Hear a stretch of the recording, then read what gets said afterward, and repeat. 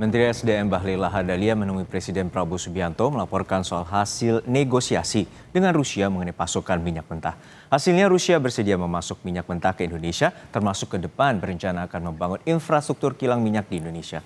Di tengah gejolak perang Amerika Serikat-Iran, kini pemerintah Indonesia fokus untuk mencari pasokan minyak dari berbagai sumber dan tidak bergantung pada satu negara. Bahlil juga menyatakan harga BBM subsidi tidak akan naik hingga akhir tahun. Di tengah kondisi global yang seperti ini, kita harus mampu mencari cadangan-cadangan minyak dari berbagai sumber. Tidak hanya di satu negara, tapi di hampir semua negara.